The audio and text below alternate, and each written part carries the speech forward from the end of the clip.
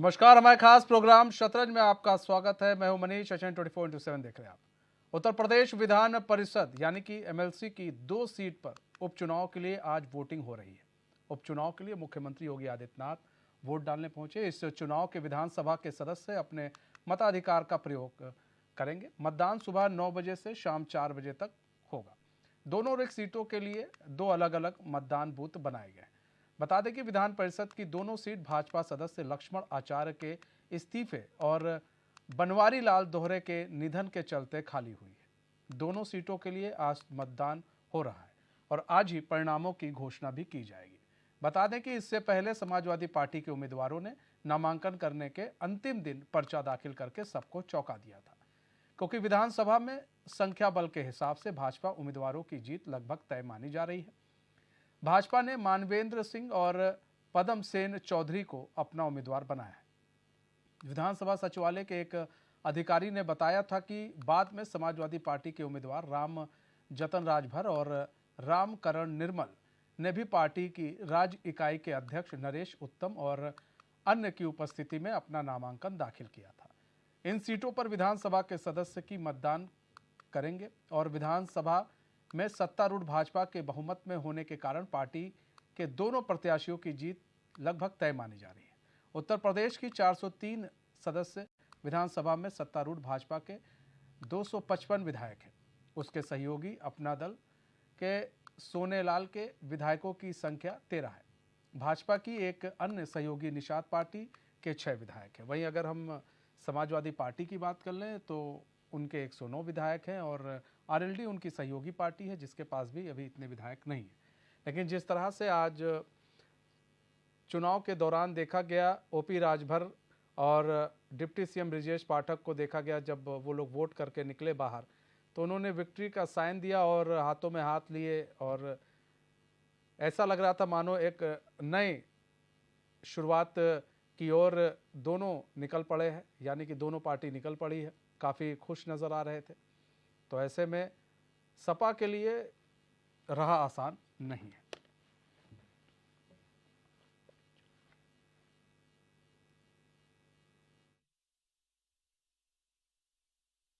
परंपरा तो यह है कि पिछड़ों को जिताया जाए, पिछड़ों को जोड़ा जाए, बहुजन के साथ अन्याय न हो। आज भारतीय जनता पार्टी को परंपरा क्यों याद आ रही है? इन लोगों के लड़ने से ये बात साफ हो कि पिछड़े और दलितों का हक कौन छीन रहा है। बाबा साहब भीमराव अम्बेडकर जी ने जो अधिकार दिए हैं, उन अधिकारों को छीनने का काम अगर कोई कर रहा है तो वो भारतीय जनता पार्टी है। देखिए, वो जानते हैं कि हार सुनिश्चित है। केवल लोगों को गुमराह करने के लिए इस प्रकार के चुनाव को उन्होंने लड़ा है और केवल धन की बर्बादी के लिए, जो उत्तर प्रदेश की जनता का गाढ़ी कमाई का धन समाजवादी पार्टी ने बर्बाद किया है, आने वाले दिनों में समाजवादी पार्टी को इसका खामियाजा भुगतना पड़ेगा। केवल लोगों को गुमराह करने के लिए मैं कह सकता हूं, यह राजनीतिक ठठराई है। वो जानते हैं कि उनके पास मतों की संख्या नहीं है, जानते हैं कि वो हेड्स नहीं है, तब भी वो दुगने से अधिक वोट भारतीय जनता पार्टी के पास है, फिर भी वो चुनाव में गए हैं। ये राजनीतिक बेशर्मी, राजनीतिक ठठराई है। देखिए, लोकतंत्र में हार जीत कोई मायने नहीं रखती। कुछ मैसेज देने के लिए भी चुनाव लड़ना चाहिए। वो समाजवादी पार्टी लड़ रही है। भाजपा का कहना, आप पूरे विदेश में आप देख रहे होंगे, अल्पसंख्यक, पिछड़े और दलित लोगों के साथ अन्याय हो रहा है, अन्याय हो रहा है और झूठे दिखावा हो रहा है भारतीय जनता पार्टी की ओर से। तो मैसेज भी तो देना है, हार जीत कोई मायने नहीं रखती है। तो अभी आपने सुना शिवपाल यादव को, अखिलेश यादव को और डिप्टी सीएम ब्रिजेश पाठक को। अब यहाँ पर देखिए, समझने वाली बात यह है कि अखिलेश यादव कह रहे हैं वैसे तो दलितों को वोट मिलना चाहिए, उनको जिताना चाहिए। बीजेपी दलितों का शोषण कर रही है, उनके साथ अन्याय कर रही है, उनको कुछ नहीं मिल रहा है। यही चाचा शिवपाल यादव ने भी यही बात दोहराई। उनका कहना है कि यह हार जीत मायने नहीं रखती है। अगर हार जीत मायने नहीं रखती है तो फिर लोग चुनाव में उतरते क्यों हैं? इससे बढ़िया निर्विरोधी जीत लेने देते इनको। तो कहीं ना कहीं सपा ये आश्वस्त थी कि उसके पास संख्या बल कम है, जो कि डिप्टी सीएम ब्रजेश पाठक ने भी वो कहा है कि ये राजनीतिक थिथराई है।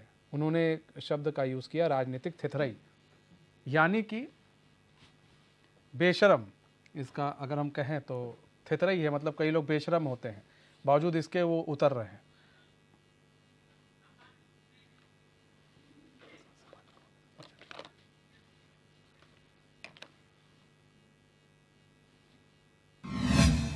तो हमारे साथ हमारे मेहमान भी जुड़ चुके हैं, डीपी यादव भी जुड़ चुके हैं, सपा नेता हैं, गौरव रजावत जुड़ चुके हैं, बीजेपी नेता हैं। आप दोनों मेहमानों का बहुत बहुत स्वागत है चैनल में। डीपी यादव जी, आपका रुख कर लेते हैं। डीपी भाई, एमएलसी का चुनाव हो रहा है और आप लोगों ने दलित चेहरा खड़ा किया है। आपको भी मालूम था कि 255 सीटें हैं यहाँ पर बीजेपी के पास, तो ऐसे में आप लोगों को क्या लग रहा था और क्या मैसेज देने की आप लोग कोशिश कर रहे थे कि नहीं हम वहाँ पर लड़ेंगे और चुनाव लड़ाएंगे? देखिए, तभी हमारे नेता राष्ट्रीय महासचिव आदरणीय शिवपाल सिंह यादव जी का बयान आपने सुनाया और राष्ट्रीय अध्यक्ष आदरणीय अखिलेश यादव जी का भी बयान सुनाया। और एक तरफ उत्तर प्रदेश की सरकार के डिप्टी सीएम डीसीएम जो है ब्रजेश पाठक का भी बयान आया। देखिए किस प्रकार से अहंकार में बोल रहे थे डीसीएम साहब। उनको ये ज्ञान नहीं है कि लोकतंत्र में चुनाव लड़ने का सबको अधिकार है, तो वो थेथरई और बेशर्मी पता नहीं क्या क्या कह रहे थे।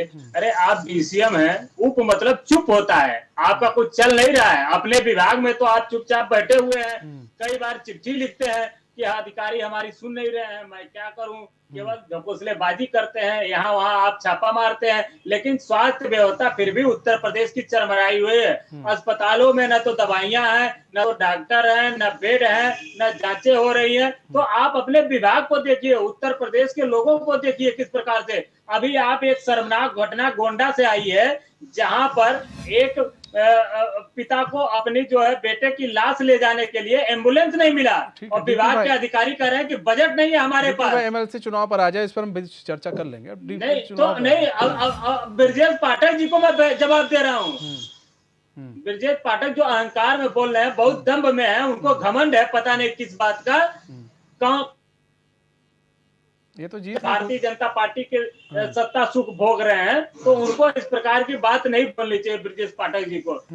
चुनाव हो रहा है, हम चुनाव में गए हैं और हार जीत लगी रहती है। हार जीत केवल कोई पक्का ये नहीं मान के जाता। और भारतीय जनता पार्टी ये जब श्योर हो जाती है कहीं ना कहीं सेटिंग करके कि हमारी जीत ही होगी, तब चुनाव में जाती है, तो हम ऐसा नहीं करते हैं। हार जीत लगी रहती है चुनाव में। और देखिए, एक हमारे दलित समाज के हैं और एक पिछड़े समाज के कैंडिडेट हैं। उनको चाहिए कि जितने भी दलित और पिछड़े समाज के लोग हैं, चाहे वो भारतीय जनता पार्टी के ही क्यों ना हो, अपनी अंतरात्मा की आवाज पर इनमें से एक को चुने और जो पिछड़ों दलितों के ऊपर अत्याचार हो रहा है वो भारतीय जनता पार्टी की सरकार को जवाब दे। ठीक है, गौरव रजावत जी जवाब दीजिए सर। गौरव रजावत जी, आपको आवाज आ रही है? ठीक है, अभी गौरव रजावत से हमारा संपर्क टूट गया, हम दोबारा संपर्क साधने की कोशिश करेंगे।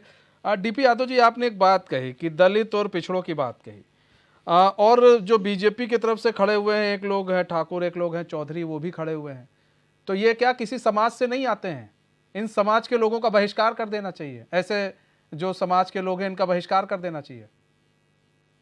समाज का बहिष्कार नहीं होना चाहिए, सबको अधिकार है, लेकिन जो दबे पिछले कुचित वंचित शोषित हैं उनको कहीं ना कहीं मुख्य धारा में लाने के लिए सबको अपनी अंतरात्मा की आवाज सुननी चाहिए। आप लोग बार बार दलित और इसकी बात कर रहे हैं, तो हम ये जानना चाहते हैं कि ठाकुर चौधरी समाज के जो लोग हैं उनका क्या करना चाहिए? उनको वोट नहीं करना चाहिए, उनके साथ शोषण हो रहा है, इन लोगों के साथ शोषण नहीं हो रहा है, यही है ना? बिल्कुल बिल्कुल। हाँ। देखिए, सदियों से जिसके साथ शोषण आया है, आज भी वो समाज की मुख्य धारा में शामिल नहीं है। आज देखिए जाकर के गांव देहात में कहाँ किस प्रकार से लोगों को जीवन यापन करना पड़ रहा है। उनके आरक्षण पर कहीं ना कहीं भारतीय जनता पार्टी कुठाराघात कर रही है। चाहे महिलाएं हो, चाहे छात्र हो, चाहे दलित हो, चाहे पिछड़े हो, चाहे वंचित हो। आज देखिए भारतीय जनता पार्टी पिछड़ों की हितैषी बनती है, हम पिछड़ों के लिए काम करेंगे, लेकिन किस प्रकार से भारतीय जनता पार्टी करती है, अन्याय करती है। गौरव रजावत जी, सर आपको हमारी आवाज आ रही है? गौरव जी, लगता है गौरव रजावत से हमारा संपर्क नहीं जुड़ पा रहा, हम दोबारा संपर्क साधेंगे। लेकिन डीपी यादव जी, देखिए एक सवाल बहुत है कि आप लोग दलित और पिछड़ों की बात कर रहे हैं, लेकिन अगर हम लोग सवाल पूछ लेते हैं कि दलित और पिछड़ों के लिए क्या किया तो चुप्पी साध लेते हैं, कोई आप लोग के पास जवाब तो नहीं हम होता। बताएंगे क्या किया है, बताइए, हम क्या जानना किया है चाहेंगे सर, पिछड़े- ऐसे 4-5 काम देखिए करते हैं। हेलो जी देखिए, गौरव रजावत जी, पिछड़ों को ठीक है, आप उनके- डीपी यादव जी आ रहे हैं आपके पास। गौरव रजावत जी आपको आवाज आ रही है हमारी? जी नमस्कार, आ रही है। जी गौरव रजावत जी, देखिए डीपी यादव कह रहे हैं कि दलितों और पिछड़ों का शोषण हो रहा है, और ऐसे मतलब जो बीजेपी के भी लोग हैं जो दलित पिछड़े हैं विधायक, उनको दलित पिछड़ों को वोट करना चाहिए, और डिप्टी सीएम बड़े अहंकार में, ऐसा तमाम आरोप जो है सपा की तरफ से लगाया जा रहा है। इनकी पार्टी के राष्ट्रीय अध्यक्ष और खुद जो हमारे जो सपा के स्पोक पर्सन है ना, इनको ये सलीका सीखना चाहिए। ये कह रहे हैं कि आरक्षण पे कुठाराघात कर रहे हैं, भैया कहाँ कर दिया जरा बताइएगा। दूसरा, ये कह रहे हैं कि दलित, शोषित, वंचित, पीड़ित अगर इनकी आवाज किसी ने सुनी है तो आज योगी आदित्यनाथ की सरकार ने सुनी है। माननीय योगी जी की सरकार में जितना विकास और जितना उत्थान का काम दलित, शोषित, पीड़ित, वंचितों का हुआ है, ना तो इन्होंने कभी किया है, ना ही कभी इनके सपने में ये काम आ सकता है। और दूसरा, इनको बुरा ये लग रहा है, सुनिए, कि आज हर मंडल के उत्तर प्रदेश के प्रत्येक मंडल में एक सिविल एयरपोर्ट बनने जा रहा है। आज इन्हें बुरा ये लग रहा है कि हर जिले में एक एम्स जैसा अत्याधुनिक हॉस्पिटल का निर्माण आज केंद्र और उत्तर प्रदेश सरकार, डबल इंजन की सरकार मिलकर चला रही है। इनको बुरा ये लग रहा है क्योंकि इनका जो नारा था ना कि हमारा नारा समाजवादियों का नारा है और खाली प्लॉट हमारा है, वो जो कब्जा कर नहीं पा रहे हैं। जिन आतंकियों को, आतताइयों को जो प्रफुल्लित और पोषित करते थे, ये उनको वो कर नहीं पा रहे हैं। तो ये खिसियानी बिल्ली खम्मा नोचने का काम कर रही है। और जहां तक ये बात कर रहे हैं ना चुनाव की, तो उत्तर प्रदेश की जनता ने इन्हें विधानसभा के चुनाव में और अभी जो नगर निकाय के चुनाव हुए हैं, इन्हें किसी ने स्थान दिया नहीं है। ये उसका बौखलाहट है, ये उसकी खिसियान है, समाजवादी पार्टी में है। बौखलाहट और खिसियान है समाजवादी पार्टी में। डीपी यादव जी, देखिए सवाल ये भी है ना डीपी भाई कि अब यहाँ पर दलित और पिछड़ों की बात की जाने लगी, एसटी एससी की बात की जाने लगी, लेकिन जब बात आती है, अब देखिए राजभर की बात आई तो राजभर चले गए डिप्टी सीएम के साथ, ब्रिजेश पाठक के साथ, वो हाथ उठाकर विक्ट्री का साइन कर रहे हैं। सर सब छिटक रहे हैं आपसे, और आरएलडी भी कोई खास आपसे कोई खुश नहीं है डीपी यादव जी, तो कैसे सामना करेंगे आप? कहीं ना कहीं एक जो है व्यवहार मिलता है। इनका गाना नहीं है। और ब्रजेश पाठक जी किस दल से आए हैं आप जानते हैं, यहाँ कहने की जरूरत नहीं है। उनके पूर्व में किन दलों में थे, वो कहाँ से राजनीति सीखी, फिर उसके बाद उन दलों से तो आपने हाथ बढ़ाया सर, जनता पार्टी आया है। अरे अब शांत रहिए ना, क्यों राजावत जी आप बोल रहे हैं? मैं तो आपके बारे में बोला नहीं। थोड़ा धैर्य पूर्वक सुनिए, सुनने की क्षमता रखिए। ठीक है, आप लोकतंत्र का मान मर्दन कर रहे हैं, पिछड़ों दलितों को हक मार रहे हैं, तो आप क्या टीवी पर बैठकर एक मिनट डीपी यादव जी, एक सेकंड के लिए रोकना चाहेंगे। सुभाष चंद्र यादव भी जुड़ चुके हैं, सुबह सपा के प्रवक्ता है। सुभाष चंद्र यादव जी, स्वागत है चैन में आपका। डीपी यादव जी अपनी बात पूरी करें। जी, तो मैं ये कह रहा था, भारतीय जनता पार्टी जो दिखावे का काम करती है, केवल पिछड़ों की हितैषी बनती है, केवल ढकोसलेबाजी, खोखलेबाजी है। अभी हमारे मित्र यहाँ पर बड़ी बड़ी बातें गिना रहे थे, भारतीय जनता पार्टी ये कर दिया, वो कर दिया, इतने मेडिकल कॉलेज बना दीजिए। आप देखिए मेडिकल कॉलेज में स्टाफ नहीं है, वहां पर चिकित्सकों की कमी है, वहां पर बेड की कमी है, वहां पर दवाइयों की कमी है। अभी आपको मैंने बताया, इनको आवाज नहीं आ रही थी कि किस प्रकार से एम्बुलेंस से एक लाश को ले जाने के लिए अपने पिता, अब एक पुत्र अपने उस बेटे को ले जाता है, एक पिता अपने बेटे को, तो वहां पर चिकित्सक कहते हैं कि आप अपने सुविधा से इसमें पेट्रोल भराइए एम्बुलेंस में, तब लेकर के जाइए लाश को। आप देखिए बजट नहीं है इनके पास, कितने शर्म की बात है उत्तर प्रदेश में। तो ऐसे लोगों पर तो डीपी यादव जी कार्रवाई होती ही है, लेकिन डीपी भाई ऐसे कई तस्वीरें आप लोग के समय में भी आई, हम उधर नहीं जाएंगे, लेकिन आज हम इस पे जानना चाहेंगे। ठीक है, सुभाष चंद्र जी के पास चले आते हैं। पहले सुभाष चंद्र जी, आज तो हाथों में हाथ डाले deputy CM OP Rajbhar ji victory का साइन दिखाते, क्या कुछ कहला रहा है सर? अब तो कह रहे हैं कि अब ये ऐसा लग रहा है कि 2024 जो है सुबह सपा जो है अब बीजेपी के साथ मिलकर कुछ करने वाली है, खेला करने वाली है। मनीष जी, पहले तो बहुत बहुत धन्यवाद, और मैं थोड़ा सा देर से जुड़ा उसके लिए माफी चाहता हूँ मैं आपको जी। रही बात ब्रजेश पाठक जी से हाथों में हाथ मिला के देखने वाली, तो आप जरा सच के प्रश्न में चले जाइए मनीष जी। तो ब्रजेश पाठक जी की भी शुरुआत, राजनीतिक जो शुरुआत हुई थी, वो बहुजन समाज पार्टी से हुई थी, और हमारे राष्ट्रीय अध्यक्ष माननीय ओम प्रकाश राजभर जी बहुजन समाज पार्टी के अंदर उस समय थे। तो जाहिर सी बात है कि ये पुरानी दोस्ती है, ये पुरानी दोस्ती चली आ रही है। इसकी राजनीतिक नियता के राजनीतिक मायने अगर कोई निकालना चाह रहा तो वो अलग चीज आ जाती है, उसके अंदर हम नहीं जाना चाहते। रही बात 2024 की, जब आपने बात कर दी, तो 2024 के अंदर सुहेल देव भारतीय समाज पार्टी जिसके साथ जाएगी, केंद्र की सत्ता उसी के साथ रहेगी। इसका उदाहरण 2017 के अंदर सुहेल देव भारतीय समाज पार्टी भारतीय जनता पार्टी के साथ में थी, पूर्वांचल के कई जिलों के अंदर समाजवादी पार्टी का खाता तक नहीं खुला। 2022 के विधानसभा चुनाव के अंदर हम समाजवादी पार्टी के साथ में थे, पूर्वांचल के कई जिलों के अंदर भारतीय जनता पार्टी का खाता नहीं खुला। इस चीज से आप भी अच्छी तरह से अवगत हैं। पूर्वांचल के अंदर हम अच्छा खासा जनाधार रखते हैं। तो 2024 के अंदर अभी समय है, गठबंधन किससे होगा किससे नहीं होगा ये हमारा शीर्ष नेतृत्व तय करेगा। समय आने के साथ आपको सबसे पहले पता चलेगा, क्योंकि आप मीडिया से ताल्लुक रखते हैं। रही बात एमएलसी चुनाव की, जिसके ऊपर डिबेट है, मेन मुद्दा है, समाजवादी पार्टी जिन पिछड़ों की बात करती है, समाजवादी पार्टी जिन दलितों की बात करती है, इनको जब राजनीतिक हिस्सेदारी देने की बात आती है, जब इनको राजनीतिक प्रतिनिधित्व देने की बारी आती है, तब समाजवादी पार्टी से किनारा क्यों काट लेती? भैया, आप रामचंद्र राजभर जी को अगर एमएलसी का चुनाव लड़ा रहे हैं इस समय, 2022 के विधानसभा चुनाव के अंदर आपको लड़ा लेना था। 2000 विधानसभा के चुनाव के अंदर आपने क्यों नहीं उनको टिकट दिया? रामचंद्र निर्मल जी को आपने एमएलसी बनाने के लिए भी चुनाव लड़वा रहे हैं, आप रामचंद्र निर्मल को विधानसभा के अंदर टिकट क्यों नहीं दिया? तब आपको अति पिछड़ों के अति दलितों की याद नहीं आई?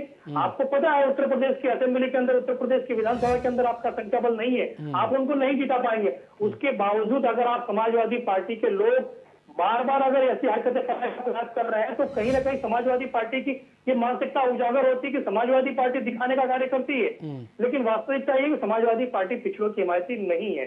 समाजवादी पार्टी से पिछड़ों को धोखा देती है।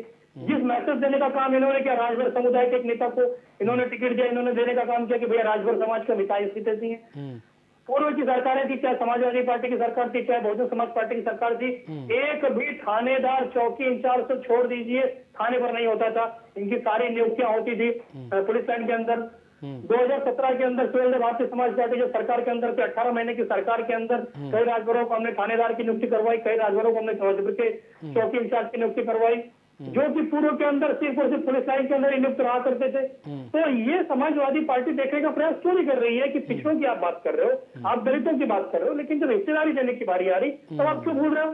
कपिल सिब्बल को आप कैसे भूल जाते हो? कपिल सिब्बल एक वही शख्स, मनीष भैया आपको अच्छी तरह पता होगा, 2014 से पहले जब केंद्र के अंदर सपरन की सरकार थी, उस सरकार को भारतीय जनता केंद्र की सरकार को समाजवादी पार्टी ने भी समर्थन दिया था। तब के तत्कालीन मानव संसाधन विकास मंत्री Arjun Singh ji SC ST OBC promotion आरक्षण का बिल लेके आए थे।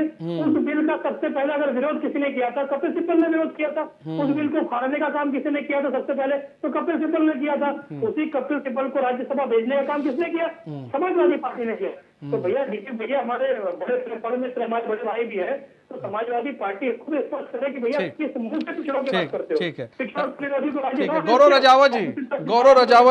गौरव रजावत जी, समाजवादी पार्टी ने दलित और पिछड़ जाति के लोगों को खड़ा करके, एक राजभर को खड़ा करके, ये राजभर समाज का वोट अपनी ओर करने की पूरी कोशिश की जा रही है। वहीं पिछड़े को खड़ा करके ये एक कोशिश कर रहे हैं कि जो दलित पिछड़ों को खड़ा करके कि हम एक जो बसपा का वोट बैंक है उस पर भी हम कहीं ना कहीं सेंधमारी कर सकते हैं। और इनको पता था कि चीज़ें गड़बड़ होंगी और हमारे पक्ष में चीज़ें नहीं हैं, और उस हिसाब से न दिखी चीज़ें, क्योंकि जहां आपके यहाँ मुख्यमंत्री गए थे पर्चा दाखिला कराने, यहाँ अखिलेश यादव पहुंचे भी नहीं थे। तो कहीं ना कहीं ये एक जो पूरी चीज़ है, पूरी एक रूपरेखा तैयार की गई है, दलित और पिछड़ों को लेकर तैयार की गई है। मैं आपको वही बता रहा हूँ, हमारे समाजवादी पार्टी के मित्र बैठे हैं और बहुत जल्दी वो इन चीजों पे आग बबूला हो जाते हैं। आप मुझे बस थोड़ा सा मैं आपको पीछे ले जाना चाहता हूँ। क्या उस गेस्ट हाउस कांड को भूल गए जब मायावती जी के साथ इन्होंने क्या करने का काम किया था?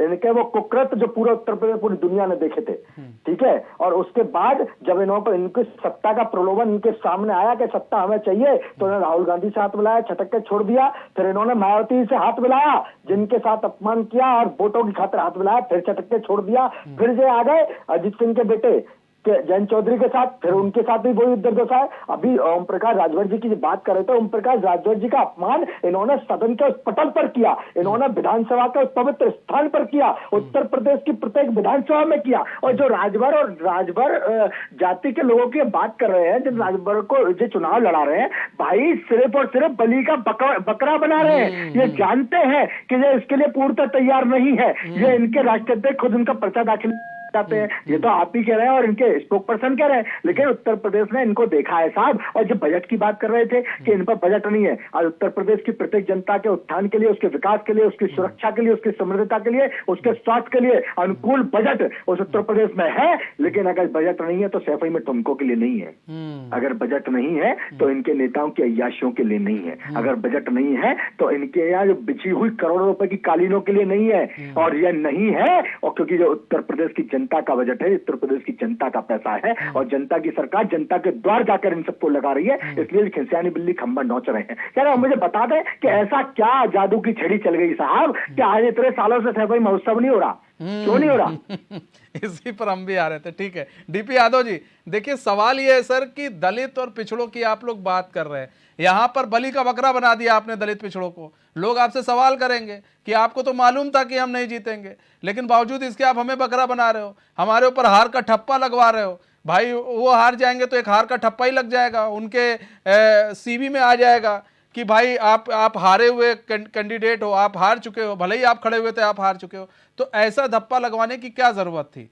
आप लोग चाहते, आप लोग को मालूम था निर्विरोध खड़े कर सकते थे, ठीक है, आप लोग बाइकआउट कर देते चीजों को लेकर, लेकिन कम से कम यहां पर अपनी बेइज्जती तो ना कराते, क्योंकि लगातार आप चुनाव हार रहे हैं। इस बात को समझना बहुत जरूरी है।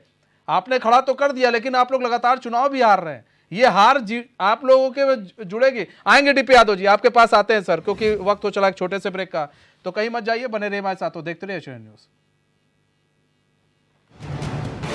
भारतीय जनता पार्टी की बड़ी बड़ी बातें कर रहे हैं, वो उनको ये पता नहीं है कि उत्तर प्रदेश में शिक्षा का इन्होंने क्या हाल कर दिया है। उत्तर प्रदेश में दिया है, कानून व्यवस्था का इन्होंने क्या हाल कर दिया है। धरातल की सच्चाई को समझिए मित्र, जमीनी हकीकत बिल्कुल आपकी सोच से विपरीत। आपके नेता ऐसो आराम कर रहे हैं, वो कहीं ना कहीं अय्यासी कर रहे हैं, वो सुविधा भोग रहे हैं, उनके पास सारे संसाधन है, लेकिन जनता और ने मौका दिया था, आपके पास अवसर था, उनका सम्मान करते भारतीय जनता पार्टी के लोगों को चाहिए था कि दलित और पिछड़ों का सम्मान करते हुए उनको जिताएं, अपनी अंतरात्मा की आवाज पर वोट दें। लेकिन आप लोग अहंकार में डूबे हुए हैं, कहीं ना कहीं आपके ऊपर सत्ता का जो है। यादव जी ऐसा खेला क्यों खेलना, ऐसा खेल क्यों खेला आपने? ये मतलब ये जानना चाह रहे हैं, मतलब यहाँ पर देखिए, यहाँ पर सुबह सपा भी जानना चाह रही है कि आप लोग अभी यहाँ कह रहे हैं कि आप लोग दलित और पिछड़ों को वोट कीजिए, दलित और पिछड़ों को वोट कीजिए। हम ये जानना चाह रहे हैं सर, क्या मतलब ठाकुर चौधरियों को वोट नहीं करना चाहिए, दलित पिछड़ों को वोट करना चाहिए, ठाकुर चौधरियों को वोट नहीं करना चाहिए, वो किसी समाज से नहीं आते हैं? देखिए, जहां तक सुभाषपा की बात है, उनके पास भी अवसर था, राजभर समाज से एक बहुत बेहतरीन बढ़िया कैंडिडेट थे, अवसर था उनके पास, तो वो कहीं ना कहीं भारतीय जनता पार्टी के साथ चले गए, गलबहियां कर रहे हैं उनके साथ ब्रजेश पाठक। ठीक है, पुराने संबंध है, उनको निभाइए, लेकिन जो अपना भाई है, दलित पिछड़े समाज के लोग जब किसी को इज्जत नहीं करेंगे, किसी का मान सम्मान नहीं करेंगे, तो बार बार बेइज्जती थोड़ी ना झेलेगा वो आपके साथ। इज्जत उनकी अंतरात्मा से पूछिए। आदरणीय श्री ओम प्रकाश राजभर, उनके पुत्र अरुण राजभर, अरविंद राजभर, दोनों उनके पुत्र भी चुनाव लड़े थे। उनसे पूछिए कि समाजवादी पार्टी से ज्यादा अगर कोई उनको सम्मान दिया हो तो वो बताएं। सपने में भी उनको आता होगा कि समाजवादी पार्टी के राष्ट्रीय अध्यक्ष आदरणीय अखिलेश यादव जी ने, हमारे राष्ट्रीय महासचिव आदरणीय शिवपाल सिंह यादव जी ने कितना उनको सम्मान दिया। शायद वो अपने पूरे राजनीतिक जीवन में इतना सम्मान नहीं पाए होंगे जितना समाजवादी पार्टी ने उनको सम्मान दिया है। तो सम्मान दिया है, समाजवादी पार्टी किसी का अपमान नहीं करती है। हमको दलित पिछड़े वंचित तो है सर, ये अपमानित तो है। आप दलित और पिछड़ों का अपमान तो कर रहे हैं, इसे किस रूप में आप देखेंगे? एक आप जान रहे हैं कि वो हार रहे हैं, बावजूद इसके उसको वहां पर खड़ा कर रहे हैं, तो आप थप्पा लगवा रहे हैं। हमने कैंडिडेट दिया, हार जीत लगी रहती है। देखिए, चुनाव में हार जीत लगी रहती है। हार करके अगर सोच ले कि हम चुनाव में न जाएंगे तो ये कायरता होती है। हमारे कैंडिडेट भी देखिए दलित और पिछड़े समाज से, उनके ऊपर भी उनके चेहरे पर कहीं सिकन नहीं थी कि हम हारेंगे, क्योंकि उन्हें पता ही था, उन्हें पता ही था तो सिकन क्या होगी। ठीक है, सुभाष चंद्र यादव, ठीक है, डीपी यादव जी आ रहे हैं, ठीक है, सुभाष चंद्र यादव जी। मनीष भैया असल में क्या है, समाजवादी पार्टी को सपने के अंदर माननीय ओम प्रकाश राजभर जी आते हैं। हाँ। इनकी सुबह माननीय ओम प्रकाश राजभर जी से होती है, दोपहर अरविंद राजभर जी से होती है और शाम को अरुण राजभर जी का नाम लिए बगैर इनको नींद नहीं आती। हाँ। ये जिस सम्मान की बात कर रहे डीपी यादव जी, शायद डीपी यादव जी बड़े भैया भूल गए कि ये जिनके समर्थक है आदरणीय शिवपाल सिंह यादव जी के। विधानसभा चुनाव के अंदर, प्रचार के अंदर सबने देखा, मनीष भैया आपने भी देखा हो किस प्रकार शिवपाल सिंह यादव जी को अखिलेश यादव जी ने बस के हफ्ते के ऊपर बिठाया था।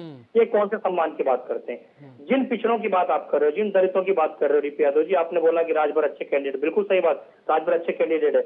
आपको रामसूरत राजभर की 2022 के विधानसभा चुनाव के अंदर याद नहीं आई? टिकट नहीं दिया आपने उस समय तो आप बोल रहे थे, बड़ी लहर चल रही थी, तब भी हम तो आप लोगों के साथ ही थे। तब आपने रामसूरत राजभर को टिकट क्यों नहीं दिया? तब पिछड़े याद नहीं थे आपको।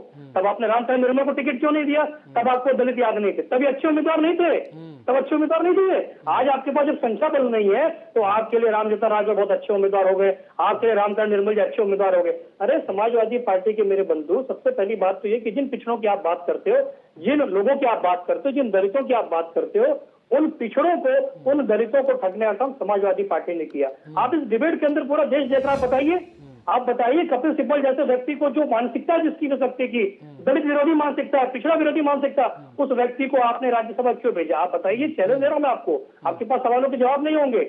वो वही व्यक्ति है जिसने बिल फाड़ा था, आपने उसको भेज दिया। 4 सितंबर 2013 को इलाहाबाद हाईकोर्ट का आदेश आता, 27% आरक्षण जो सिर्फ 11 जातियों के अंदर मिल रहा, उसको बाकी जातियों के अंदर बांट दिया जाए। स्टेट एरिया तो सरकार ने 2013 में किसकी सरकार थी? आदरणीय अखिलेश यादव जी की सरकार थी, सपा की सरकार थी, वो मुख्यमंत्री थे। आप कौन से मुंह से पिछड़ों की बात कर रहे हो? सपा सरकार के अंदर एक भी राजभरों को थाने के उसको प्रयुक्त नहीं दी जाती थी, तब आपको राजभरों की याद नहीं आई?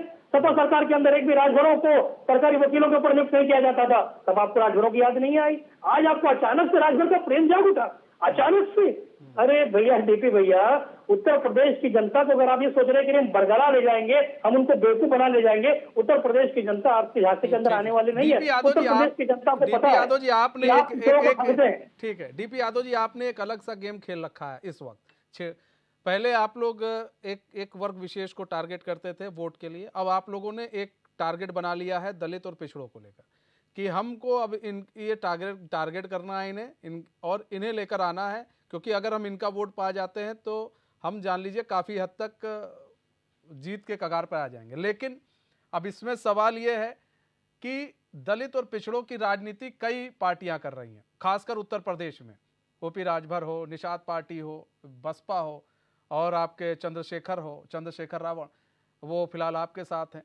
लेकिन यहाँ पर बसपा की बात कर लें, ओपी राजभर की बात कर लें, निषाद पार्टी की बात कर लें, तो इन लोगों को पार पाना पड़ेगा। ये रिप्रेजेंट कर रहे हैं दलित और पिछड़ों को, और काफ़ी अच्छे से रिप्रेजेंट कर रहे हैं।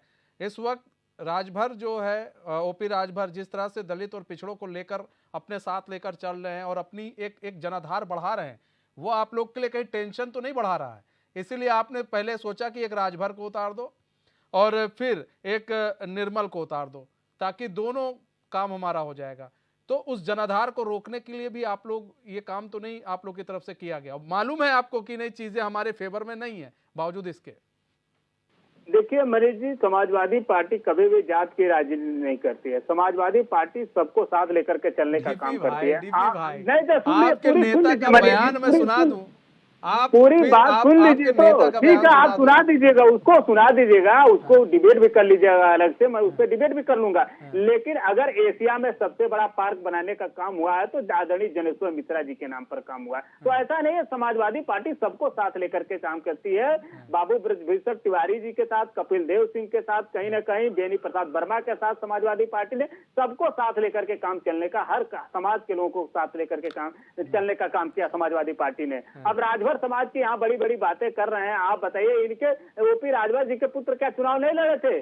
वो भी तो चुनाव लड़े थे, उनको भी तो समाजवादी पार्टी ने चुनाव लड़ाने का काम किया था। तो समाजवादी पार्टी चाहती है जो समाज की मुख्य धारा से कट गए हैं लोग, जिनके साथ अन्याय हो रहा है। अब बताइए, पिछड़ों का जो हक है, 69,000 शिक्षक भर्ती में किस प्रकार से भारतीय जनता पार्टी ने पिछड़ों के जो है आरक्षण पर डकैती किया था, अभी भी मामला कोर्ट में चल रहा है। जो वैकेंसी आजकल निकल रही है उसमें जितने पिछड़ों को 27% आरक्षण मिलना चाहिए, भारतीय जनता पार्टी नहीं दे रही है। उनके आरक्षण को कहीं ना कहीं भारतीय जनता पार्टी डकैती कर रही है। तो उसके लिए, पिछड़ों के हक के लिए अगर समाजवादी पार्टी बोलती है तो ओपी राजभर जी के और इनके सुहेल देव भारतीय समाज पार्टी के पेट में दर्द क्यों होता है? अरे भाई, आप भी आइए रोड पर, लड़िए उनके हक के लिए। आपका भी साथ रहेगा, मजबूती के साथ लड़ेंगे दोनों लोग। लेकिन आप इस तरह से मत करिए कि समाजवादी पार्टी को कहीं ना कहीं जो है, जो पिछड़ों के हक के लिए लड़ रही है, उसको ही कमजोर करने के पीछे आप लगे रहिए। ऐसा नहीं है। आप आइए साथ में, आप रहिए साथ में, आप अच्छे लोग हैं, हम तो चाहते हैं कि आप रहेंगे तो मजबूती रहेगी। लेकिन जब आप जो सम्मान, हमने अभी बताया कि जितना सम्मान ओपी राजभर जी को समाजवादी पार्टी ने दिया है, शायद ही कोई पार्टी उनको दे पाए। तो आपके पास एक अच्छा अवसर था, आज इसको आप हार जीत लगी रहती चुनाव में। ठीक है, मैं मानता हूं निर्मल जी हार जाएंगे, राजभर जी हार जाएंगे, लेकिन आपके पास अवसर था कि आप उस गिलहरी की तरह से जो कहीं न कहीं जो है आग बुझा नहीं सकती थी। यादव जी, हारे हुए घोड़े पर कोई पैसा नहीं लगाता है। हारे हुए घोड़े पर डीपी भाई कोई पैसा नहीं लगाना चाहता। तो आए लिखा जाएगा कि ये अच्छी तरीके से आप जानते हैं, हारे हुए घोड़े पर कोई पैसा नहीं लगाना चाहेगा। आप कहीं ना कहीं चाहे कुछ भी कह ले, कोई भी कार्ड क्या कर ले, पिछड़ों के साथ थे, आप दलितों के साथ थे, आपका ये इतिहास लिखा जाएगा। अगर हार भी गए, जीत भी गए, तो भी आपका इतिहास लिखा जाएगा। सुभाष चंद्र जी आ रहे हैं आपके पास। गौरव भाई साथ नहीं दिया। ठीक है, गौरव रजावत जी। देखिए, जब जिन दलित और पिछड़ों के सम्मान की बात करते हैं ना, तो इनसे एक जवाब मांग लीजिएगा। जब मुलायम सिंह यादव जी की अंत्येष्टि थी तो भारतीय जनता पार्टी की पूरी सरकार और पूरा संगठन उनके सम्मान में था। ठीक है, उनके पैतृक निवास सैफई तक था। लेकिन जब कल्याण सिंह जी की का स्वर्गवास हुआ तो इनके नेता कहाँ थे? जवाब देंगे ये? नहीं है इन पे जवाब। दूसरा, ये खुद तो सेफ सीट से लड़ते हैं, इनके मुखिया करेल से लड़ेंगे, इनकी भाभी मैनपुरी से लड़ेंगी, इनके भैया फिरोजाबाद से लड़ेंगे। ये सेफ सीट पर लड़ते हैं, लेकिन दलित, शोषित, वंचित और पिछड़ों को इसे बलि का बकरा बनाते हैं। जहाँ शिकार किया जाए वहां से खड़ा कराते हैं और फिर ये कहते हैं हम उनके बहुत बड़े चिंतक हैं। जरा जवाब लीजिए इनसे कि ये कहाँ थे जब कल्याण सिंह जी की मृत्यु हुई थी? ठीक है गौरव भाई, एक बढ़िया सवाल आपने उठाया है। डीपी यादव जी आते हैं, सुभाष चंद्र जी आपके पास। डीपी यादव जी, एक छोटा सा सवाल है। अभी एक गौरव रजावत जी ने कहा कि आप लोग वहां से लड़ते हैं जहां से सेफ सीट है, मैनपुरी से आपने उतार दिया, भाभी को उतार दिया आपने, भैया करहल से। हाँ, और भैया करहल से उतर गए। लेकिन मैनपुरी से आप किसी दलित और पिछड़े को उतार देते वहां पर, क्या दिक्कत चला जाता वहां से? मैनपुरी से चुनाव लड़ा देते, एक हिस्ट्री आप लोग बना देते मैनपुरी से। कोई जरूरी था डिंपल यादव उतरेंगी तभी सम्मान बचता? वहां से आप किसी और को उतार देते, दलित पिछड़ों को किसी को सीट दे देते आप वहां पर। क्यों नहीं दिया गया? किसी को दे देते वहां पे। देखिए मनीष भाई, समाजवादी पार्टी सबको लड़ाने का काम करती है और जो जहां से लड़ना चाहता है उसको समाजवादी पार्टी लड़ाती है। कहाँ लड़ा रही है? मैनपुरी से आप, मैं कह रहा हूँ मैनपुरी से आप लोग लड़ा देते कहीं से इनको। मैनपुरी भी कोई सुरक्षित सीट नहीं है, उस पर समाजवादी पार्टी का कहीं ठप्पा नहीं लगा हुआ है। आदरणीय नेताजी की बहू थी डिंपल यादव जी, उनकी नेताजी की इच्छा थी वहां से लड़े। ये सवाल फिर पूछते हैं लोग कि हक है क्या? नहीं, आप ही ने कहा ना कि समाजवादी का कोई ठप्पा नहीं लगा हुआ है, आपके ही बात पर आ जा रहे हैं। समाजवादी पार्टी का कोई ठप्पा नहीं लगा हुआ है, मान लेते हैं। तो समाजवादी पार्टी के उन नेताओं का भी तो ठप्पा नहीं लगा हुआ है जो यादव परिवार के हैं, जो मुलायम सिंह से परिवार के हैं। वहां पर तो कोई भी उतार सकता था। डीपी भाई आपको उतार देते वहां पर या किसी और को उतार देते, तब हम भी समझते कि चलो ठीक है। कोई बात नहीं है, 403 सीटें हैं, 80 सीटें हैं, 80 सीटों पर ही तो पूरा परिवार नहीं लड़ने जा रहा है ना। इलाहाबाद से लेकर के मिर्जापुर, देवरिया, गोरखपुर, 480 लोग भी परिवार के आ गए। सारी सीटों पर लोग लड़ रहे हैं, सारी सीटों पर लोग लड़ रहे हैं। ऐसा नहीं है। समाजवादी पार्टी ने जितने पिछड़े नेता, जितने दलित नेताओं का सम्मान किया है, कोई पार्टी नहीं कर सकती है। कल्याण हार के आती है कन्नौज, आप मैनपुरी लड़ा देते हैं। एक नेता बताइए जिसको हार के आया आपने दोबारा चुनाव लड़ा? देश ने देखा था, कल जाकर के नेताजी ने उनको सम्मान दिया था, समाजवादी पार्टी को कल्याण से शामिल हुए थे। ठीक है, आप बताइए मुझे। ठीक है गौर, देखिए बीजेपी सवाल पूछ रही है आपसे, एक दलित या पिछड़ा नेता बता दीजिए जिसने हारने के बाद आपने तुरंत उसको टिकट दे दिया हो। आप ये बताइए, स्वामी प्रसाद मौर्य अभी चुनाव हारे थे, तत्काल में उनको एमएलसी बनाने का काम किया कि नहीं किया? एमएलसी तो आप बनाएंगे जो हम बताइए केशव मौर्य के नाम पर बड़ी बड़ी बातें मत करिए। केशव मौर्य के नाम पर आपने पूरा चुनाव लड़ा था 2017 का, और जब मुख्यमंत्री बनाने की बात आई थी तो आपने योगी आदित्यनाथ को मुख्यमंत्री बना दिया। मौर्य का चलने का काम कर दिया आपने। बोलिए, आप जवाब दीजिए, आपने पिछले साल के चलने का काम किया था, आपने बनाया था। ठीक है डीपी भाई, एक मिनट। सुभाष चंद्र यादव जी, डिबेट का मकसद क्या था? डिबेट किस मुद्दे पे हो रही थी? डिबेट को कहीं और डाइवर्ट करके लेके चले गए। खैर छोड़िए उसको। डीपी भाई बड़े सम्मान की बात कर रहे थे, बड़ा अच्छा अवसर तलाशने की बात कर रहे थे। डीपी भाई आप बार बार अरविंद राजभर जी का जो नाम ले रहे हैं, मैंने बोला ना कि हमारे तीनों नेताओं का नाम लिए बगैर समाजवादी पार्टी के सुप्रीमो को न तो नींद आती, न दिन का चैन होता, न रात का खाना हजम होता। अरविंद राजभर जी सुहेल से भारतीय समाज पार्टी के टिकट से खड़े थे, न कि समाजवादी पार्टी के टिकट से खड़े थे। आपने कितने राजभरों को 2022 के विधानसभा चुनाव के अंदर टिकट दिया, वो बताइए। आपने कितने आरा को टिकट दिया, आपने कितने अर्कवंशी को टिकट दिया, आपने कितने चौहान को टिकट दिया, ये बात आप नहीं करेंगे। आप बोलते कि जनेश्वर मिश्रा पार्क बना, हमने जातिवाद की बात नहीं करते। भैया जातिवाद की बात नहीं करते, इसको दलित कार्ड केंद्र तो कर नहीं रहे हो, जाके कल भैया मिला रहे हो दूसरे से। आज आपके पास मौका था, अवसर था, क्यों नहीं दिया? पिछड़ों के नाम पे वोट नहीं मांग रहे, आप चले जा रहे हैं आपके पक्का जिला के मांगने के लिए कि भैया हमको पिछड़ों के नाम पे वोट नहीं है, दलितों के नाम पे वोट नहीं है। दलित आप खेल रहे हैं, सुनने की क्षमता का वो डीपी भाई सुनिए, डीपी भाई पूरी बात सुन लीजिए ना, सुभाष चंद्र जी की पूरी बात सुनिए डीपी भाई, ठीक है डीपी भाई आप सुन लीजिए, ठीक है। सम्मान की बात कर रहे हो, सम्मान की बात सुनो। कौन से दलितों की बात कर रहे हो आप, कौन से पिछड़ों की बात कर रहे हो? 2022 के विधानसभा चुनाव के अंदर मैंने जिन राज्यों का नाम गिना, आपने टिकट दिया। और राजभर की बात कर रहे हो, बहुत अच्छा अवसर था, आपके पास भी अच्छा अवसर था 2022 के अंदर टिकट देने के लिए, आपने किसी राजभर को टिकट दिया? आप दलित दलित की बात करते हो। पूरे भारतवर्ष के अंदर पूर्वोत्तर भारत से एकमात्र आदिवासी दलित महिला आने वाली थी, उनका नाम था द्रौपदी मुर्मू, जो हमारे देश की मां महिम है। जब उनको चुनाव की बारी है, जब उनको वोट देने की बारी है, तब तो आपने उनको वोट नहीं दिया, तब आपको दलितों की कैसे की बात नहीं है, तब आपको महिला कैसे की बात नहीं है, तब आपको पिछड़ों की कैसे की बात नहीं है। कौन से लोग से बात करते हो डिबेट के अंदर बैठकर? है डिबेट के अंदर बैठ खाली पिछड़ों की याद आती है, डिबेट के अंदर बैठ कर दलितों की याद आती है। सवाल का जवाब दो, कपिल सिब्बल को राज्यसभा आपने क्यों भैया? ठीक है डीपी यादव जी जवाब दीजिए, डीपी यादव जी। उस पिछड़ा विरोधी मानसिकता वाले व्यक्ति को जिसने दिल फाड़ दिया था, उस व्यक्ति को आपने ठीक है डीपी यादव जी जवाब दीजिए। अरे इनसे कहिए शांत रहें, सुभाष भाई शांत रहें, बोले मत, केवल टीवी पर बोलने के लिए आते हैं। ये बोले ना, सवाल सुने, थोड़ा जवाब भी सुने। सवाल उन्होंने उठा दिया है तो जवाब भी सुन ले। ठीक है, में बिठा के अखिलेश यादव जी ने कहा सम्मान किया था आपका, तो आपको सम्मान किया। सुभाष भाई जवाब भी सुन लेते हैं, सुभाष भाई जवाब भी सुन ले, डीपी यादव जवाब दीजिए।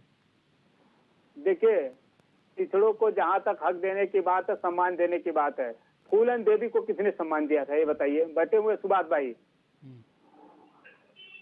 कहां से कहां नेताजी ने उनको पहुंचाया था? देखिए, अब इनको हंसी आई थी, एक निषाद समाज की महिला को जिसको प्रताड़ित किया गया था, नेताजी ने संसद तक पहुंचाने का काम किया था। तो आप मत बात करिए, आज आपके पास अवसर था, उस अवसर को कहीं ना कहीं आपने गंवा दिया। आज चाहते तो आप एक पिछड़े समाज के सुनिए सुभाष डीपी भाई, सुभाष चंद्र जी का कहना है, डीपी भाई सुभाष चंद्र यादव जी का कहना है कि इन्होंने तो चलिए अवसर गवा दिया, लेकिन ये बताइए जब द्रौपदी मुर्मू की बात होती है तब आप लोग बैकफुट पर क्यों आ जाते हैं, तब पीछे क्यों हो जाते हैं? ये इसका भी तो जवाब दीजिए ना। वो दलित आदिवासी समाज से नहीं थी। नहीं, देखिए ऐसा नहीं है, वो पहले बार जो दलित समाज से बनी थी, इसके पहले मीरा कुमार भी कहीं ना कहीं बन चुकी थी, महिला कैंडिडेट बन चुकी थी इसके पहले। हम जो आपसे सवाल पूछ रहे हैं वो बताइए ना। आप अभी हम फिर बैक में जाएंगे तो कहेंगे सर ये लीजिए। मैं सवाल पूछ रहा हूँ कि उस वक्त जो सुभाष चंद्र यादव जी ने सवाल उठाया कि भाई उस वक्त दलित और पिछड़ों की बात आप कर रहे हैं, आदिवासी समाज की बात कर रहे हैं, तो क्यों नहीं आप लोगों ने उनका समर्थन किया?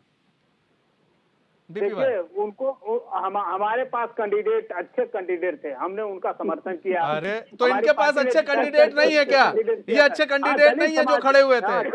नहीं, समाज के कैंडिडेट थे, इनके पास आज अवसर था, आज उसको ले आकर के डीपी यादव जी, ये जो कैंडिडेट बीजेपी ने खड़े किए थे ये अच्छे कैंडिडेट नहीं थे, वो करना चाहिए था। ठीक है डीपी भाई, जो लेना चाहिए था। डीपी भाई, ये अच्छे कैंडिडेट नहीं थे जो बीजेपी ने खड़े किए हैं। अरे तो हमने सवाल पूछा, हम इनसे सवाल पूछ रहे हैं। मीरा कुमार महिला कैंडिडेट थी राष्ट्रपति की, क्या ने उनको दिया था समर्थन? महिला थी, वो भी दलित थी, क्यों दिया था पिछली बार उनको समर्थन? हाँ, इसलिए आप लोग गुस्से में हो गए, आप लोगों ने कहा हम नहीं देंगे समर्थन दिया था, मतलब इसलिए आप नाराज हो गए, इसलिए आप नाराज हो गए, इसलिए आपने कहा एक आदिवासी महिला जो कि हमारे लिए बहुत सम्मानीय है, हम उनको वोट नहीं करेंगे। यही नाराजगी थी ना। अब भारतीय जनता पार्टी ने उसकी कसर निकाल दी, कितना महिलाओं का सम्मान करती है, आदिवासियों का सम्मान करती थी, किस प्रकार संसद का उद्घाटन करवाया था। देखिए, यही था ना, यही तो था आप लोग का कि आप लोग ना जाकर आप लोगों ने एक बहुत बड़ी अपॉर्चुनिटी खो दी है। आप लोगों ने आज जो दलित और आदिवासी की बात आप कर रहे हैं ना, आप वहां जाते तब कोई बात उठती, लेकिन घर पे बैठ के ना पैर पसार के कोई बात नहीं होती है। आपको वहां जाना चाहिए था, तब आप जब संसद में बैठते, सवाल उठाते, तो शायद आपको लोग सुनते, लेकिन आप लोगों ने तो कुछ सुना ही संसद में नहीं। भी जाएंगे, संसद में भी आवाज उठेगी, संसद आप किस आवाज मुंह से उठेगी। जाएंगे? उस नहीं, जेडीयू क्यों से आप जाएंगे? लोग संसद किसी का घर थोड़ी ना है। इस जेडीयू अरे से आप संसद लोग किसी कर का घर रहे नहीं है, हैं, किसी के- आप किसी की ऐसे तो लोगों से थोड़ी आपका ना कोई गठबंधन सरकार कर रहे बैठी कर रहा हैं है। जो संसद को ताबूत की तरह देखिए, दिखा रहे हैं। ऐसे लोगों से तो देखिए, गठबंधन कर रहे हैं आप लोग। देखिए, ऐसे लोग कह रहे हैं अगर जो कोई- कलंक बता रहे हाँ, हैं, बिल्कुल, ऐसे लोगों से तो आप बिल्कुल, गठबंधन कर रहे हैं। बिल्कुल। महाराज आप संसद में बताइए ना, कोई भी- कहाँ है किसी को लोकतंत्र, अहंकार कहाँ है होगा, लोकतंत्र? किसी को अहंकार होगा, दम होगा, संसद को कहीं ना कहीं खिलौना बनाने का काम करेगी, हाँ। तो उसको रोकने का काम करेगी। संसद को कौन भारतीय खिलौना जनता। बनाया है? संसद को अंग्रेज तो खिलौना बना ना बनाया पाए सर, है, कौन संसद संसद को किसने खिलौना संसद बना को दिया? खिलौना बनाने का लोग कर रहे हैं यहाँ पर। राष्ट्रपति से उद्घाटन न करा करके आप उद्घाटन क्यों नहीं अपने हाथ से कर क्यों नहीं राष्ट्रपति से कराया उद्घाटन? क्या वो दलित थी, एक महिला थी, इसलिए नहीं कराया? इसलिए भारतीय जनता पार्टी उनका अपमान कर तो रही है। मतलब क्यों नहीं कराया? सुनिए डीपी भाई सुनिए, अब आप लोगों का एक फर्ज बनता है, जो मेरा मानना ऐसा है, आप लोगों ने अरे भारतीय आज आप जनता लोगों पार्टी ने के भी साथी आए बहिष्कार होंगे, आप ही बहस करेंगे मनीष जी की, उनको भी कुछ सवाल जवाब दे कर रहे सुनिए तो एक बार डीपी भाई चुपाई मार के क्यों बैठे क्रोधित हो हुए रहे हैं। डीपी भाई? उनको भी थोड़ा सुनिए तो बोलने एक का बार, अवसर दीजिए। क्रोधित ना होइए। राजावत देखिए जी भी आए दलित हुए समाज हैं। की आप लोग जब बात करते हैं तो बात यहाँ पर ये आती है कि आप लोग कई समाज को छोड़ देते हैं, ठीक है? और भी समाज है, ओबीसी समाज भी है, जर्नल भी है। ऐसा नहीं है कि वो किसी समाज से जुड़े नहीं है, वो किसी समाज से जुड़े नहीं है, वो अछूते हैं, उनकी भी बात होनी चाहिए। जब बात हो रही है तो सबकी बात हो यहाँ पर। एक वर्ग विशेष, एक जाति को क्यों आप लोग बार बार टारगेट कर रहे हैं? आप लोग उनको नीचा दिखाने का काम कर रहे हैं, क्यों नहीं समझते आप? ठीक है गौरव भाई जवाब दीजिए। गौरव भाई डीपी भाई रुक जाइए, इतना ज्यादा हाइपर होने से कहीं सत्ता सरकार में नहीं आ जाएंगे आप, रुक जाइए। आपने क्या बोला द्रौपदी मुर्मू जी का, जब वो चुनाव लड़ रही थी तो समाजवादी पार्टी ने क्या किया था, जरा जवाब अरे दे तो दीजिए अब आप। राष्ट्रपति बन गई, आपने क्यों नहीं उनको उनसे उद्घाटन करा दिया? अब तो अच्छा। राष्ट्रपति है वो, उस समय अरे तो मेरी चुनाव बात लड़ रही तो थी, सुन कैंडिडेट थी। डीपी भाई आप बात मेरी तो बात सुन तो लीजिए, सुन लीजिए। बात तो सुन लीजिए। पहले डीपी बात भाई, सुन लीजिए डीपी भाई, तुमसे तेज बोलना जानता हूँ मैं। डीपी भाई बात सुन लीजिए, बात सुन लीजिए ना। अभी आप बोल रहे थे, सब सुन रहे थे, अब आप भी सुन लीजिए। ठीक है बोलिए गौरव जी, बोलिए। ठीक। बोलिए। जिन्होंने शंगोल को नेहरू जी की छड़ी साबित कर दिया था, उनके साथ आप सालों रहे हैं, दशकों रहे हैं, हाँ। ठीक है? और दूसरा सुन लीजिए, लोकतंत्र में अगर थोड़ा भी पढ़ा होना संविधान डीपी भाई, तो एक बार झांक के देखिएगा, समझ में आ रहा है? अगर भारत का सबसे बड़ा प्रतिनिधित्व और प्रधान कोई है तो प्रधानमंत्री, और दूसरा अरे आप मैं नहीं आपको बता जानते रहा हूँ, हैं, भारत का लोकतंत्र 3 संस्थाओं से बनता है, राज्यसभा, लोकसभा और राष्ट्रपति से। राष्ट्रपति अच्छा। सर्वोपरि होता है, दोनों पहले सुन लीजिए डीपी भाई, बीच में बोलेंगे, अगर भाई बीच में सुन बोलेंगे लीजिए, तो उसके मैं बाद ज्यादा आते हैं। चीजें डीपी भाई जानता आ हूँ। रहे हैं आपके पास, आ रहे हैं डीपी डीपी भाई भाई आ पहले सुन रहे लीजिए। हैं। आर्टिकल 79 यादव आप लोगों पहले ने सुनना घोल कर सीखिए। किया हुआ है, हम समझ रहे हैं। रुकिए, आ रहे हैं पढ़ते लिखते खुद रहे भारतीय जनता पार्टी ठीक के है नेता गौरव भाई आप बोलिए। डीपी गौरव भाई, यादव पहले सुन लीजिए, नकल माफिया आप रहे, समाजवादी पार्टी चैनल पर सही करने आते हैं, नकल माफिया रही है, बकवास करते हैं यहाँ पर। नकल माफिया, जवान संभाल के बात करिए। हाँ। अरे नकल माफिया आप होंगे, पढ़ लिख करके आप नहीं आते हैं, ऊपर से दूसरे को दो बार ऊपर करते हैं। पार्टी की सरकार रही है। और दूसरा सुन कुछ लीजिए, नहीं निकलेगा। डीपी भाई शांत रहिए ना, उनको गौरव भाई को बोलने दीजिए, फिर आते हैं आपके पास जल्दी से। जिन दलित शोषित वंचितों की बात करते हैं ना, तो मायावती जी का गेस्ट हाउस कांड भूलने का काम पूरे उत्तर प्रदेश ने नहीं किया होगा। आज तक आपको 50 कपड़े फाड़ दिए थे आपने, ध्यान रखिएगा। आपके मैं नाम नहीं लेना चाहता, फिर भी आप मुझे मजबूर कर रहे हैं। आपके नेताओं ने कहा था उसमें, आपके लोग शामिल थे उसमें, झूठ मत बोलिए। आपने हमने पूरा देश जानता है कि ब्रह्मदत्त द्विवेदी ने मायावती जी को लगा था, 10 सांसद उनको बनवा दिए थे। आपने उनको राजनीतिक रूप से हत्या करके खत्म कर दिए। एमएलसी पर आ जाए, एमएलसी चुनाव पर आ जाए। एमएलसी चुनाव देखिए, दलित और पिछड़ों की एमएलसी बात चुनाव हो पर रही ही आ रहा हूँ, एमएलसी चुनाव पर आ रहा हूँ। मुझे बस इतना सा बता दीजिए कि जहाँ जो अपना गढ़ कहते हैं, जिसको अपना दुर्ग कहते हैं, जो सैफई और तो सैफई, मैनपुरी जो आसपास के जिले हैं, क्या वहाँ कार्यकर्ता नहीं है सिर्फ एक परिवार के अलावा? चेयरमैन बनेंगे तो भैया के परिवार से बनेंगे, जिला पंचायत सदस्य बनेंगे तो इनके भतीजे बनेंगे, सांसद बनेंगे तो भाभी बनेंगी, विधायक बनेंगे तो भैया बनेंगे, महासचिव बनेंगे तो चाचा बनेंगे। अरे भैया, ये परिवारवाद कब तक उत्तर प्रदेश होता? इसलिए तो उत्तर प्रदेश में अरे जिसका परिवार ही नहीं है उसका क्या परिवार रहेगा जी? परिवार जिसका नहीं है उसका कैसे परिवारवाद होगा? डीपी भाई मर्यादा में रहकर, डीपी भाई मर्यादा में रहकर, डीपी भाई मर्यादा में, ये भी मर्यादा में, इनको भी मर्यादा सिखाइए। जो परिवार के बारे में नहीं सोच सकता वो देश के बारे में क्या सोचेगा? अरे डीपी भाई, जो अपने लोग के बारे में नहीं सोच सकता वो देश के बारे में क्या सोच सकता है? एक मिनट गौरव भाई, एक मिनट। डीपी भाई, पहली बात, परिवार किसका नहीं है जरा मुझे बताइए, किसका परिवार नहीं है? रुकिए। अरे नहीं रुकिए एक मिनट गौरव भाई, परिवार किसका नहीं है डीपी यादव जी, परिवार किसका नहीं है? किसी को भी मैं कह रहा हूँ नहीं नहीं एक मिनट गौरव भाई, डीपी यादव जी आपने कहा उनका परिवार नहीं, आप बताइए किसका परिवार नहीं, पहले इस सवाल का जवाब दीजिए। किसी का भी देखिए नहीं आप सवाल का जवाब दीजिए, आप किसी का भी नहीं होगा यहाँ पर सर, सवाल का जवाब दीजिए, किसका परिवार नहीं है? डीपी भाई जवाब नहीं है आपके पास, आप बोल नहीं पा रहे हैं डिबेट में। डीपी भाई आप जान रहे गलत बोल रहे हैं, एक बात की जवाब दे रहा हूँ। नेता डीपी भाई ऐसी चीजें मत कीजिए कि आप फिर फंसिए। ये केवल परिवारवाद न करें। मैं परिवारवाद ठीक है डीपी भाई आते हैं। सुभाष चंद्र जी 10 सेकंड है सर, जल्दी से सर, जल्दी से बात का समय मनीष जी, कल्याण सिंह की तीसरी पीढ़ी चल रही है। ठीक है डीपी भाई आते हैं डीपी भाई आ रहे हैं, ठीक है राजनाथ सिंह सुभाष चंद्र जी 10 सेकंड में डीपी भाई बस, ठीक है सुभाष चंद्र जी। मनीष जी परिवारवाद की बात तो समाजवादी पार्टी करे, नहीं भारतीय जनता पार्टी करे, क्योंकि आज के परिदृश्य के अंदर आप मेरे से ज्यादा ज्ञान रखते होंगे मनीष भैया, और आपको ज्यादा भी पता होगा ऐसी राजनीति कोई पार्टी अछूती नहीं है जिसके अंदर परिवारवाद नहीं चल रहा है। इसलिए परिवारवाद की बात पे तो कोई पार्टियां न बोले तो बेहतर होगा। रही बात राष्ट्रपति जी को बुलाने के एमएलसी चुनाव की, तो राष्ट्रपति को जो बुलाने की बारी आती है कि लोकतंत्र के अंदर जनता की चुनी हुई सरकार एक राज्य के अंदर होती है जिसका मुख्यमंत्री होता है, और केंद्र के अंदर एक चुनी सरकार होती है जिसका मुखिया प्रधानमंत्री होता है। तो वो उसका अधिकार होता है उस चीज का उद्घाटन करे न करे, किसी को बुलाए न बुलाए, वो बात की बात है। लेकिन राष्ट्रपति जी को न्योता गया था, राष्ट्रपति जी किसी व्यक्तिगत कारणों से नहीं आ पाई, उनका जो लिखा हुआ भाषण था वो संसद भवन के अंदर पढ़ा गया था, चाहे डीपी भाई को नहीं मालूम। अब डीपी भाई जब बोल रहे हैं कि भैया डीपी भैया जब समाजवादी पार्टी की सरकार थी तब जनेश्वर मिश्रा पार्क का उद्घाटन हुआ था, तब क्यों नहीं आपने राज्यपाल से करवाया? काहे मुख्यमंत्री ने मुलायम सिंह यादव जी से करवाया था? क्यों? जनता की चुनी सरकार आपकी थी ना, वो आपका अधिकार बनता है न्योता देना, राष्ट्रपति को राज्यपाल को न्योता देना, उद्घाटन कराना, ये दोनों अलग अलग चीजें हैं। तुलना कहाँ करनी चाहिए? क्या आपका समाजवादी पार्टी का ध्यान रखिए, आप गरिमा का ध्यान रखेंगे? आप ठीक है, बहुत बहुत धन्यवाद सर, पार्टी समय के जो कम है, सांसद है, सभी मेहमानों क्या का वो बहुत बहुत संसद का धन्यवाद हमारे साथ जुड़ने के लिए और अपना बहुमूल्य समय देने के लिए। तो अब 4 बजे तक वोटिंग होनी है एमएलसी चुनाव की, उसके बाद 1 घंटे बाद रेस्ट होगा, उसके बाद फिर रिजल्ट सामने आ जाएगा। 1 घंटे के बाद सभी चीज़ पता चल जाएगी, आखिर किसकी जीत होती है और किसकी हार होती है। बहरहाल हमारे इस खास पेशकश में बस इतने हैं, मुझे दीजिए इजाजत और खबरों के साथ बने रहने के लिए देखते रहिए एशियन न्यूज़। नमस्कार।